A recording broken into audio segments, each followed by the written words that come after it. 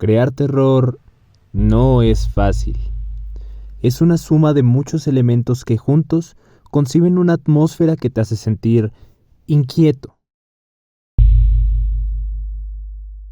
Alfred Hitchcock, uno de los pioneros del cine de suspenso y terror, creía que características como la anticipación, sonido, cámara, contrastes, personajes y ritmo crean un escenario propicio para que el espectador se mantenga atento a lo que va a pasar a continuación, siempre manteniéndolo alerta, expectante y en suspenso. Pero, ¿qué pasa cuando transportamos dichas técnicas al videojuego? Los juegos de terror no son nada nuevo. Nos acompañan desde las primeras generaciones de consolas, y como la mayoría de artes han ido evolucionando, entregándonos mejoras gráficas y nuevas mecánicas innovadoras que han ido enriqueciendo el género a medida que éste ha pasado por el tiempo, como por ejemplo con Alone in the Dark, que fue de los primeros en contar con gráficos 3D y al mismo tiempo una cámara fija que después Resident Evil apropiaría, junto con la capacidad de gestionar tus recursos y resolver diferentes acertijos para avanzar en la historia, o Fatal Frame, que implementaría la utilización de una cámara como único recurso para poder defenderte de los fantasmas. Nuevamente veríamos a Resident Evil con Resident Evil 4, que innovaría utilizando una cámara en tercera persona, haciendo el juego más dinámico para el jugador. Luego llegarían títulos como Amnesia, The Dark Descendant, que suprimiría la utilización de herramientas de defensa y que obligaría al jugador simplemente a esconderse y huir. En ese contexto, finalmente, en 2013, llegaría de la mano de Red Barrels Outlast,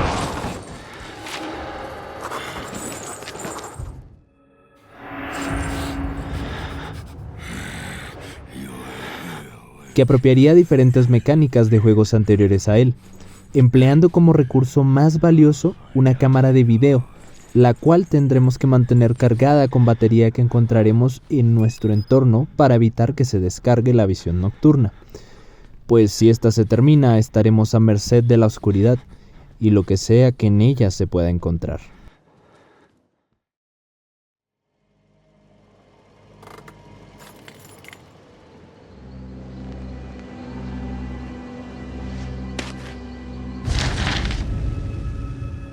Outlast tiene una premisa sencilla. Somos Offshore Miles, un reportero al que se le ha informado por medio de un correo anónimo de experimentos por parte de la corporación Murkoff en pacientes dentro del asilo Mount Massive. Offshore, decidido a exponer dichos experimentos, se infiltraría dentro de este asilo, encontrándose directamente con un lugar consumido por el caos, y con todos sus pacientes libres, y, lo que en un principio era una misión para revelar una verdad, se convierte rápidamente en una lucha para sobrevivir y escapar lo más pronto posible. No sé si recuerden el auge de Outlast. Yo, personalmente, recuerdo por allá en el lejano 2013 cuando Juega Germán, o antes conocido como Hola Soy Germán, subió su primer video de Outlast. Podría inclusive decir que este fue mi primer acercamiento con el género del terror en los videojuegos. Eso y Slenderman, pero eso es otra historia. Recuerdo que tantas eran las ganas que tenía de jugar Outlast que instalé este juego en mi primer portátil de hace muchos años. Era un computador con un procesador terrible y sin ningún tipo de gráfica, y me corría más o menos a unos 15 FPS. Aún así, y a pesar de todo, me dispuse a pasarme el juego porque quería vivir en carne propia eso que tanto veía en YouTube. Recuerdo muy bien la tensión que se sentía cuando veías que se te estaba acabando la batería, o también en los escenarios muy abiertos donde ni siquiera la visión nocturna de la cámara era suficiente para poder ver, ya que las limitaciones de la cámara también eran limitaciones visuales para nosotros. Outlast es un juego que te deja algo muy claro desde el inicio, y es que no eres un luchador. No tienes cómo defenderte, no hay armas, solo puedes huir, usar tu cámara para ver en la oscuridad y esconderte en cualquier casillero, cama o baño serán tus mejores aliados para evitar ser capturado y posteriormente asesinado.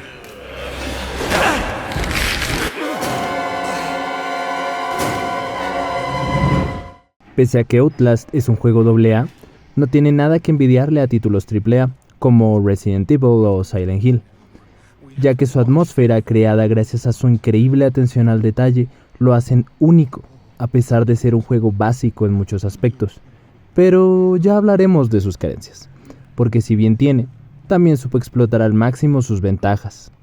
Una de las cosas más inmersivas del juego son los sonidos que Miles, nuestro protagonista, emite.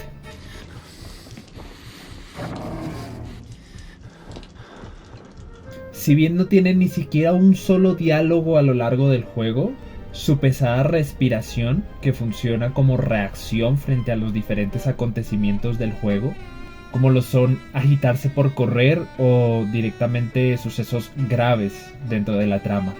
Este pequeño recurso me hacía dar la sensación de estar viviendo en carne propia, o mejor dicho, en la carne de Miles, lo que estaba presenciando, y me hacía saber que él tenía una opinión frente a las cosas que estaban sucediendo. Cosas que este mismo escribe siempre y cuando tú tengas la cámara puesta mientras estás jugando. Y no solo los sonidos de Miles, también la misma música, que en cuanto un enemigo te ve, sin previo aviso te alerta y te obliga a correr en dirección opuesta de donde venga el peligro. Y eso sin siquiera haber visto al enemigo en cuestión.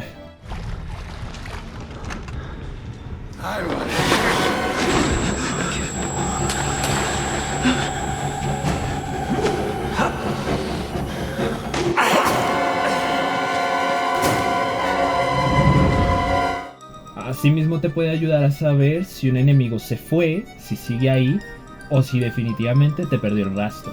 La cámara y los sonidos que ésta emite, la luz nocturna cuando ésta se enciende o se apaga,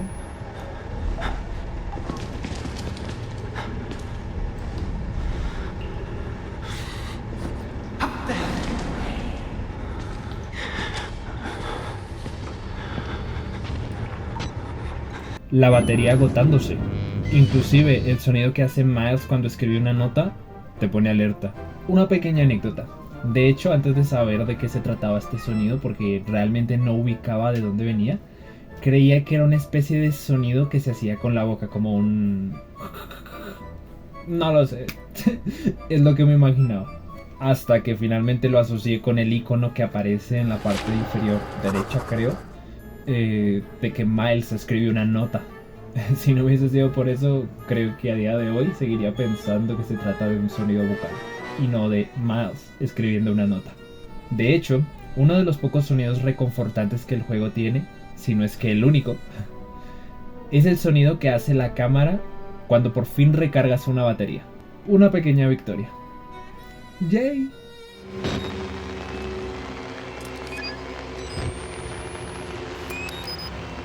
Otra característica del juego es lo visceral que este es.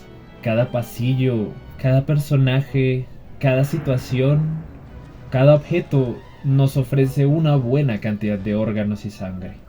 Pilas de cadáveres, mutilaciones y cualquier otra cosa que podemos asociar con lo que hoy en día conocemos como gore, que nos hace sentir asqueados y nos ofrece un ambiente repugnante en todo aspecto. La atmósfera que el juego crea me hace pensar mucho en el expresionismo, sobre todo en el alemán, principalmente por el tipo de iluminación que el juego utiliza, generando contrastes con juegos de luces y sombras bien marcados, que al mismo tiempo incentivan el uso de la cámara para poder ver en dichos lugares.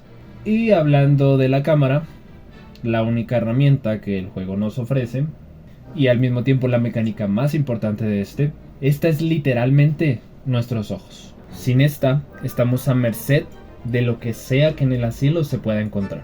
Y esto queda muy claro llegando al final del juego, cuando en una persecución, llegando a cierto punto el suelo se derrumba, terminamos perdiéndola y finalmente nuestro nuevo y único objetivo es encontrarla para poder avanzar en la oscuridad.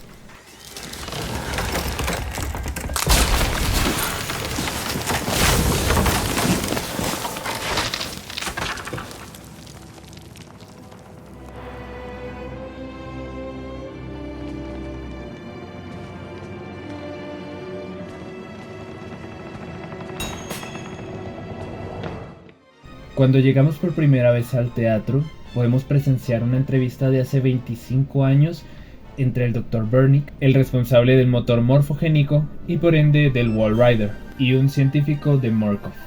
En este video, Burnick afirma que solamente un sujeto de prueba que hubiese pasado por suficientes horrores sería capaz de activar el motor morfogénico. Only a test subject who had witnessed enough horror was capable of activating the engine. Me gusta mucho como entre más avanzamos, se vuelve más tedioso el poder escapar del asilo.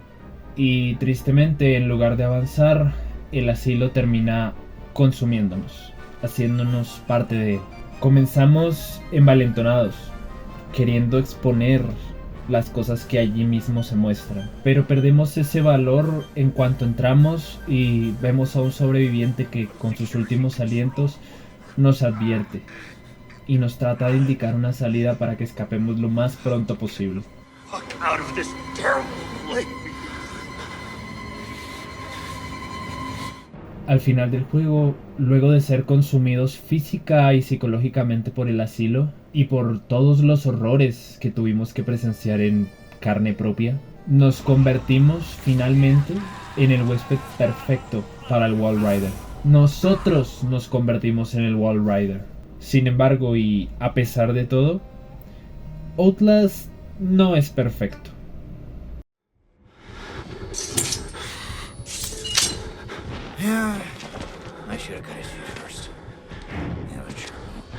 Outlast es un juego que, a pesar de lo aterrador que puede llegar a ser, cae en lo repetitivo. Si bien tiene distintos enemigos de los que debes escapar a lo largo del juego, ninguno te presenta realmente una innovación en cuanto a creatividad se refiere, pues lo único que hacen, pese a sus características físicas que los diferencian muy bien unos de otros, es perseguirte por los distintos escenarios que el juego mismo propone, haciendo ver este despliegue creativo como una carencia realmente. Su duración también puede considerarse un problema, pues este te lo puedes llegar a pasar en 3 horas, más o menos. Sin embargo, prefiero tomarlo como una ventaja, debido a su falta de mecánicas que comienzan a sentirse repetitivas luego de jugar al título durante un rato. Es por eso que siento que esta limitación funciona, a pesar de todo. Y como mencioné antes, su falta de mecánicas hacen que el juego se sienta redundante, pues nuestras únicas herramientas son una cámara, luz nocturna, correr, saltar y escondernos. Aún así, pienso que el juego es consciente de eso, una excusa perfecta para su duración. Otra característica que no me termina de convencer en algunos títulos, como en este caso Outlast, es la utilización de una narrativa ambiental o fragmentada. Me explico. Es básicamente la construcción del relato por medio de notas, informes, grabaciones, etc., que ayuden a enriquecer la historia o lore del juego. Y no me malinterpreten, para nada estoy en contra de estas. De hecho, me gusta que a pesar de que el juego transcurra en un entorno tan hostil como lo es Outlast, incentiven la exploración y que llenen vacíos de la historia del universo del juego con estas. Pero los juegos que hacen uso de esta técnica deberían ser capaces de prescindir de ella para contar una historia entendible. Y si bien los acontecimientos que vives en el juego son satisfactorios para comprender la tragedia de Miles, no nos sirven para deducir del todo el contexto en el que están sucediendo los acontecimientos del mismo. Aún así, quiero hacer un pequeño inciso, porque me parece un buen tema de discusión. Déjenme en los comentarios qué opinan de estas mecánicas. Continuando, sin embargo, lo más contrastante en el juego es su ambientación al final del mismo.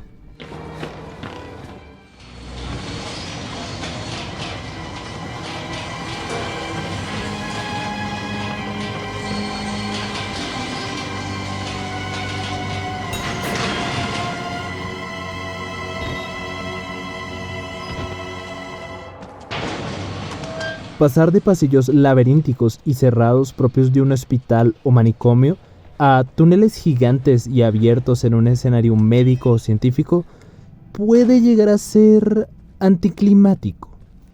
Sí, el mismo juego, por medio de las notas y documentos que vamos encontrando a medida que avanzamos, nos va augurando de lo que realmente está sucediendo en el asilo. Sin embargo, y a pesar de todo esto, el cambio es tan abrupto que si bien es verosímil, sigue siendo chocante para el jugador. While he lives, you must kill him.